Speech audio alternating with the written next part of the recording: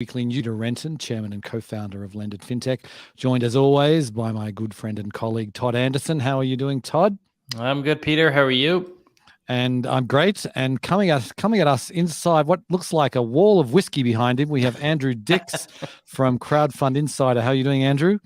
I'm doing fine. Thank you, Peter. Good to see you, Todd. Good to see you, Andrew. Okay, well, let's kick it off because we got a lot to cover today. Want to kick it off with the executive order from the president on crypto. Came out yesterday, and people are calling it a watershed moment. I don't know if I'd go that far, but it certainly provides a little bit of clarity on for the crypto community. 6 key parts to the order: consumer investor protection, financial stability, illicit activity, U.S. competitiveness on the global stage. Glad they put that one in because that is key. Financial inclusion and responsible innovation. And then at the end of the report, or at the end of the order, he talked about CBDC research and development as well. So anyway, thoughts, gentlemen? I'll let Andrew go in on more of the deep dive policy, but I thought it was kind of funny to see how ballyhooed, I guess, the announcement was when, there was not much to the actual executive order. It was basically calling on the different agencies and whatnot to kind of begin their coordinated approach to it. So I think it puts more a seriousness behind some of the stuff, and I think there's different timelines and everything in there. So I think there's still a lot to be determined. I think a lot of what's going on in the world with Ukraine and everything is really a key aspect to it in how they can really leverage sanctions. And so I think there's a ton still that we need to have figured out. But I think it's certainly a step in the right direction. A shameless plug, when I recently had Adam Dell on my podcast from Domain Money, who basically said, it's never been the case where policy leads the way. Kind of the economy goes and policy falls in behind it, which is certainly feels as if this is the case here. The market's moving, and then obviously the regulators are starting to get a handle on it and everything. But Andrew, you can give more of a deep dive on the specific policy stuff, as he's more of an expert on that. But I thought there was a little bit over the top announcement of it personally. Yeah, I'm not going to disagree with you, with either of you on this. I think that there was a certain amount of concern due to the events in Ukraine and Russia that they were going to be more prescriptive in illicit activity, but they were not. And if you look at the bullets that they provided, they were pretty high level with, very little, well, you have to do this instead of, we're going to look at this, which, we kind of already knew to a large degree. So I think from, the different sides of the different stakeholders is industry people, they have to rush out and they have to embrace this and they have to be positive. And they say, this is a win for us because look, they want to make certain that we're going to be leading in digital asset innovation, which is good. I'm glad they said that. And it appears to be true. On the other side, there's people who don't like digital assets, who probably are going to put a different perspective on things. I thought it was interesting that the chairman of the SEC, Gary Gensler, quickly tweeted how he was, looking forward to working together to pursue investor protection and guard against illicit activity, not mentioning innovation at all. So obviously you have some differences of opinion here as to how it's going to work out. I think that Treasury appears to be coming around to the benefits of digital assets and blockchain technology, and they seem to have started to understand that there are some things that can be helpful for the financial services sector. What was missing, and I'm going to credit Congressman Tom Emmer on this. He mentioned this in a series of tweets that they mentioned nothing about DeFi or decentralization. It's kind of an elephant in the room. I mean, what do you do with that? They don't know. Nobody wants to really touch it. It's a hot button item. So there's, yes, we have to read between the lines. I thought it was positive. It was, kind of like, okay, cool, when it could have been like, oh no, we're doomed sort of thing. Right. So I'd say it's a win for the industry. I say Yeah. overall it's a win for the industry, and they need to bear hug it. Yeah, I think that's what the sentiment was. It wasn't a loss. That's the big thing Yeah. that I think people were afraid of. I think we could start inferring that DeFi is going to lose big in the end. That's a good, if you want to jump into that, I find that fascinating. It's just I don't see them feeling or getting comfortable without these, the KYC checks and everything. Like they're just not going to get to that point anytime soon. I think they're going to try to separate the two issues. And I think they're going to kick the can down the road on DeFi. And it's going to be a shame that they won't even address it. Well, I don't want to dig in. I don't want to dive into that because that could take the next 10 minutes. Suffice to say that 10 minutes, 10 hours. Okay, at least. Okay. So I want to move on to the war in Russia and Ukraine and the the consequences that's happening there. Just in the past week, we saw over the weekend Amex decided they're pulling out. PayPal is pulling out. That's after Visa and MasterCard had already said they're pulling out. Amex cards, if you have an Amex card, it will not work in Russia. If you have a Russian issued Amex card, it will not work anywhere. And PayPal, a similar thing, but their PayPal are allowing customers to process withdrawals for a period of time. We don't know how long that is. I mean, to me, it comes down to, at what point are you hurting the wrong people? And eventually you have to unwind some of this when there is some sort of resolution. And what does that look like? Yeah. And where do we go from there? Like, granted, I'm not necessarily against some of the, you need to have sanctions. You can't go to war and start World War III. But at what point, where's the line where it's like, is this really hurting who you're intending it to hurt? When I'm sure there's millions of people in Russia that want to just go about their lives. And the impact, it goes in that direction. And then you have to think, when there is an end game, are these companies, are these different rails, are they just going to be turned back on? Some of this doesn't feel like it can just go back on. And then where do we go from there? So there's a lot of layers to this. I think there's been a simplicity to this thus far, in many ways, at least the reporting of it. But I think there's a lot of layers that we haven't fully unpacked yet, and whether or not they really get to the heart of who they want to really hurt. And I'm not sure. Yeah, I think that, I think you're right there, because it's kind of a scorched earth policy here, and where it impacts everyone. That being said, for the Visa and the MasterCard cards that are issued domestically in Russia, they will continue to operate domestically. So a lot of people will continue to have access to their fast declining ruble, which lost a lot of value in recent days. So I would say that this is kind of a new front in war. This is an economic war right now, whereas Vladimir Putin's going medieval on us, and he's going to circle and lay siege. The United States and the West has a pretty strong card with their economic sanctions. Yep. And I think that that they're going to be effective in the near term. We don't really know what's going to happen in the long term. There's always the risk of unintended consequences as to how this will manifest itself. Clearly, it's a better option than bombing St. Petersburg or the Kremlin. And I think that we had to do something. And it's messy. It's not clean. We disconnected 70% of the banks from SWIFT. We went after the central bank, which is going to hurt. We wrote something today where I think the majority of the trade goes through dollars and then other hard currency, because who wants a ruble? So it's gonna have traction. It's gonna hurt. It's not just gonna be the oligarchs or the elites. It's gonna be the wider population. And whether it will be effective in the way we want it to be effective, we're gonna find out.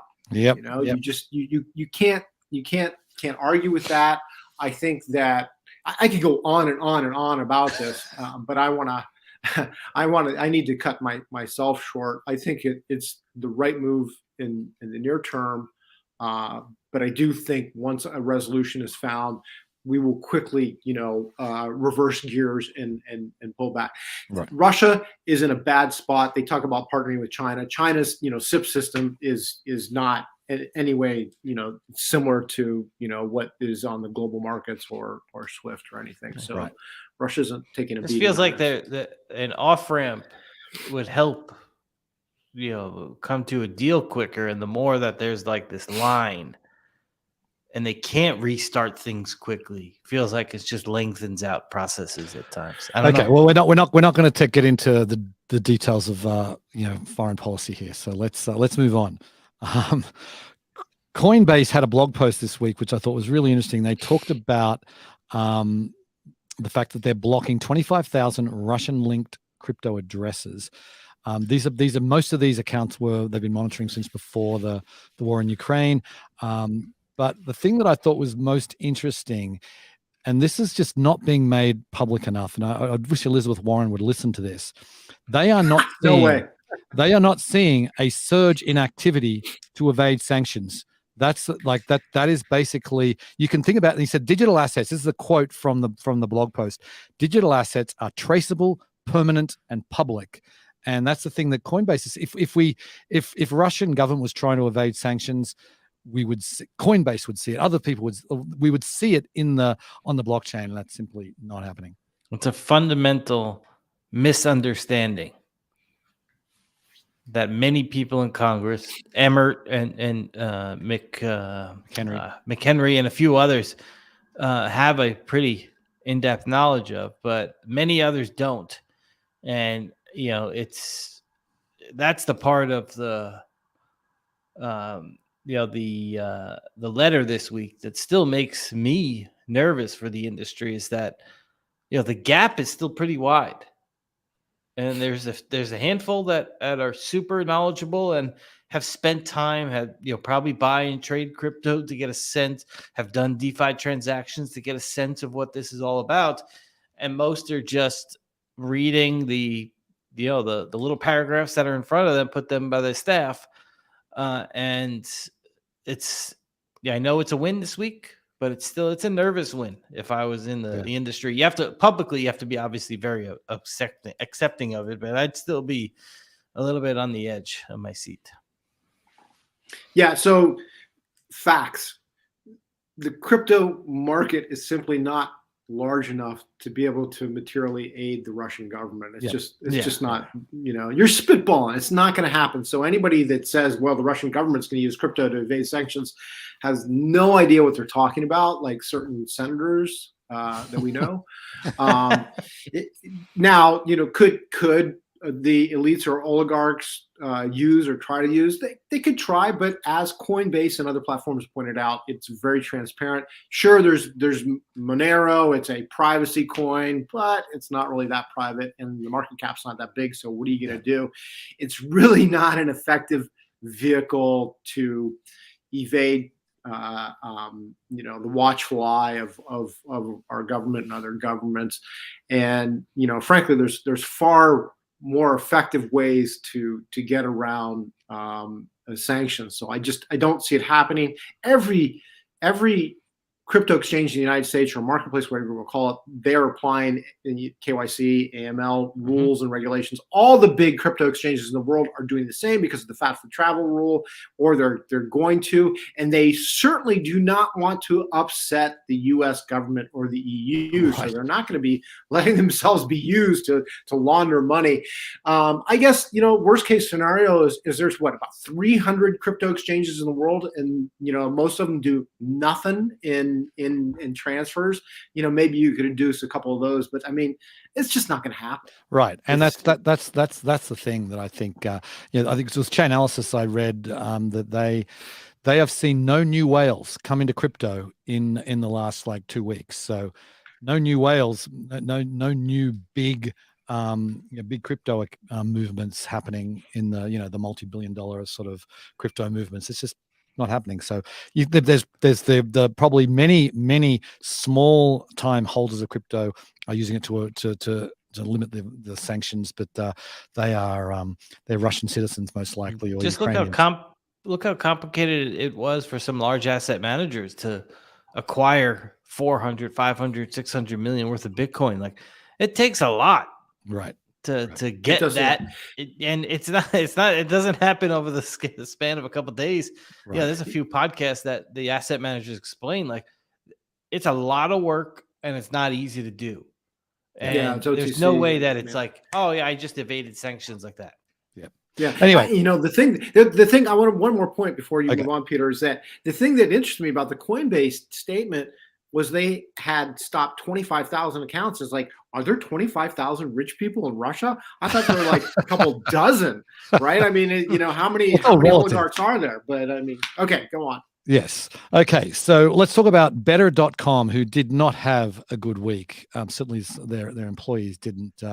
Laying off 50% of their staff this week. They were, they're up almost to 10,000 people at the height of the height of the pandemic, at the height of the real estate boom, and now they are down to 4,000 people roughly. And this was just, I mean, I think the person who's running HR at Better.com is really not. They continue to make mistakes. Let's just say that severance deposits were received before the formal notice went out to employees. There was no telegraphing this was going to happen, and this came. So the email notification did not come from CEO Vishal Garg. It came from the CFO of Better.com. So just really ugly, and just I don't know what to make of it, really. It's not. I always thought Vishal was a super sharp guy, very driven, but man, it's all unraveling. Some agency or something should do a case study on how not to treat your employees and lay off people and downsize a company, because it seems like they've checked every box on what not to do. Yeah. Well, at least they got a check. It could have been just like a box full of your stuff on your desk and the door. Yeah, that's true. Question: is this a smoking gun? Are there bigger problems there? Are there other things under the hood that we, are going to hear about or we don't want to hear about? I don't know. And then my next question is this a canary in the coal mine? Yeah, that's a good point. I mean, I don't know. I mean, is it just the real estate? I mean, they aggressively hired. I mean, they went from 1,000 people to 10,000 people in a year and a half, and that's pretty rapid. I actually refinanced my mortgage with Better about a year ago, and it was a fantastic experience. Really, the best experience I've ever had doing a real estate transaction. And so clearly they're doing some things right. Yeah, I mean, the technology seems to be, great from your experience. And I was going to do it through them, but I happened to do it through someone else. But it just seems like who'd you do it through? I'm curious, because I did it too. Mine? Yeah. It was Freedom Mortgage. It was a local mortgage lender. I did Loan Depot. All right, that was my other one I was going to try, but Better had great rates, and it was just a great experience. Anyway, let's move on. Earnings, Marqeta. You wrote about this, I think, Andrew. They did earnings this week, $155 million in revenue. Still losing money, not surprising for a fintech, but they are up to full year revenue, $517 million. That's pretty decent. Total processing volume, 33 billion. I think Marqeta just continue to impress me personally, but their numbers aren't that great yet. But I have to see what their stock is doing. But what were your thoughts, Andrew? Yeah, for some reason I love Marqeta.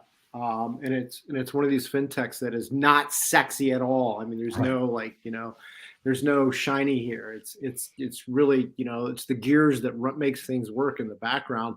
But that being said, I think leadership is strong, and in leadership has created a platform and a service that has been able to execute rapidly and globally.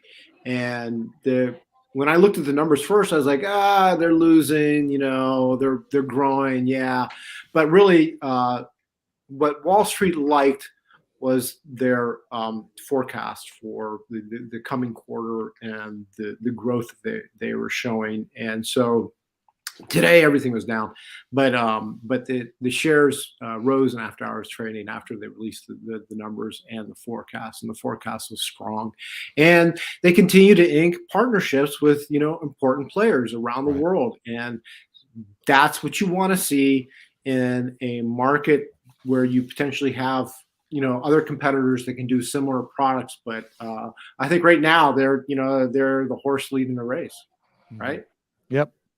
Yeah, the partnership point was, if you didn't bring it up, Andrew, that was my point. And so it's, when they start, the bench gets deeper with partners that good, clearly they're doing something right. Yeah. Yeah. Okay, I want to talk about some fundraising. We had a couple of big rounds, or several big rounds this week. Two I want to mention here. First, Acorns, $300 million Series F. And this was interesting because Acorns was supposed to go public via SPAC this year, and that is no longer happening. They've canceled that deal, so they've raised another round to give them some runway. The round was led by TPG, many big names: BlackRock, Bain, Greycroft, several others. In this round, I think it will also. I think Kevin Durant. I was going to say Garnett, but no, Kevin Durant. A few years ago, maybe it would have been him. Exactly. Kevin Durant was also involved in this, and they said they're going to do a traditional IPO now when they get around when the markets are more favorable. I'm an Acorns customer. I like the fact that it just takes a little bit off the transaction, moves it over, puts it in a nice ETF, or I forget their exact one. I have so many different ones these days, but it's a nice product that's doesn't cost very much and kind of has this self-driving aspect to it, which is nice, especially for the wealth management type tools. Mm-hmm. And all of a sudden, it's like 5 years go by, and there's a nice little nest egg for you. And to me, I think it's a nice add-on to something else that's a bit more active in your portfolio or your financial life. And so, obviously, the SPAC move was good because of what's happened to that market. I'd be curious how the IPO goes, but they must be doing something right if they could raise $300 million in that pretty short of a time frame after giving up on the SPAC. Yep. Yeah. The SPAC angle there was very interesting, and the SPAC deal was valued a little bit more, and so Acorns had to kind of twist themselves into a pretzel to explain why this deal was better. And I think in the end it was, or it will be. I think the key thing here is that Acorns, they want to continue to roll out new services. They want to be kind of the next Robinhood. And if you look at the valuation of Acorns today, which is about $2 billion. Robinhood is about 10 billion, but Robinhood has about, I think, more than 2x, a little bit more than 2x the number of accounts. So I think that if Acorns executes on its mission, it's heading in the right direction. Mm-hmm. Now, when do markets recover? That's probably the big variable there, because we're all kind of fucked until Russia decides that they'll get out of Ukraine. So right. But yeah, I'd say it's a good deal. I think it's a good deal. Yeah. Okay, so the other one that I want to talk about is Marlette. They raised $225 million Series E. The round was led by it was actually a Canadian pension fund, the health. I can't remember, it's HOOPP. I can't remember exactly what that stands for, but anyway, it was Marlette have been around for a while. They had a phenomenal year last year. I chatted with the CEO last week, and they've done they did $300 million in revenue. Still obviously a private company. They launched a new credit card, because keep in mind the Marlette guys all worked at Barclaycard. Most of their management team launched the Barclaycard in the US in 18 years ago. But so they've got a lot of experience there. So now Marlette has a credit card, or a best egg, I should say, and they also have a financial health offering, which I think is a good move. Todd, do you have anything? Do you want me to say something? Yeah, you go on this one. I mean, Yeah, I couldn't say it better than Peter. So I agree. This is one I honestly I didn't write about, or I didn't read much into it, but I would say this, that as you wrote, Peter, that they are profitable, and I think that's probably a key thing in seeing a pension fund participate, saying, okay, they've turned the corner on that. You spoke to the CEO, and it looks like it's another leadership player where they're actually executing on the goals. They have the traditional experience, old banking experience, that they're leveraging to put the work in a fintech platform, and it's working.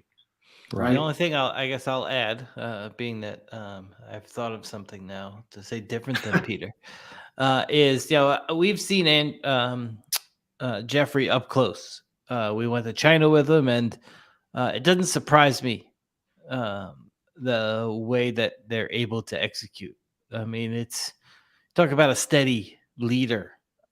He's as steady as it gets, and seeing how he is and operates on a long trip when we went to China, it's very, very impressive. Mm-hmm. Mm-hmm. Okay, let's move on. Upgrade. Our friends over at Upgrade, the Upgrade card has been recognized as the fastest growing credit card in America when it comes to outstanding balance. Apparently, there's something called the Nielsen report. I just saw the article that you guys published, Andrew, and it's the Upgrade cards number 27. 27th now as far as total outstanding balances, which is pretty impressive. The only fintech company apparently in the top 50. I give Renaud credit for what he's doing, what he's putting together, and he's driving growth, and apparently it's working. It's sometimes he calls it a neobank, sometimes he calls it something else, but I think in the end it's going in the direction of a neobank. And I think we talked about this once before. He continues to say that he'll never pursue a bank charter, but I could see that happening, or I could see something else happening where bank charter enters into the equation at some point. Because I think that just makes sense. He just doesn't want to follow Lending Club. But true. Okay, so we got time for one more story before we wrap. I want to talk about Roofstock. I think you wrote about this, Andrew. I love Roofstock. They had another big funding round, $240 million Series E, led by SoftBank. They have 15,000 homes under management, $5 billion in transaction volume now. Just Roofstock, I think it's a great business, a great model, unique. They've invented like a new way of owning homes, and I've just always been a big fan of Gary Beasley and what he's been doing over there. Once again, credit where credit's due. I was kind of, when I got it, I'm like, wow, that's a good valuation. That's a lot of money. And then I went back to look at the last round that they did, and it was like only $50 million. They've figured out the secret sauce to the market that was previously untapped, and the guys are they're nailing it for now. I mean, you can go on and you can buy a house and finance that house and generate income, and then when it sells, you get the capital gain, and you've never even seen the house, right? And I think for a smaller investor, that's really an awesome alternative, because I'm sure that we all know people that have invested in owning properties and rental properties, wherever.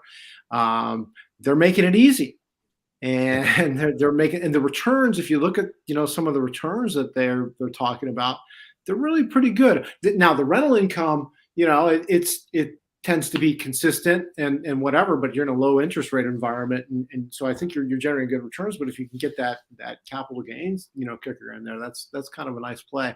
And one thing that they said, which I like, is they're looking into the short-term rental market, which I think it still has legs, right? The whole HomeAway, Airbnb, VRBO, Vrbo, whatever it is. I think that's very interesting too, and I think that they can add some velocity to that overall market. Where nobody's working in an office anymore, and everybody's moving around, and I think you have this whole virtual generation that this is just another path to invest, and at the same time people are more transient. So I was pretty impressed with what they put together. Yep.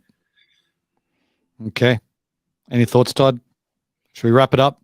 Wrap it up. Okay. We are out of time. Thank you, everybody, for watching or listening. We will be back same time next week. But before I go, quick plug for LendIt Fintech USA, the biggest event on the East Coast when it comes to fintech in 2022, May 25th and 26th at the Javits Center.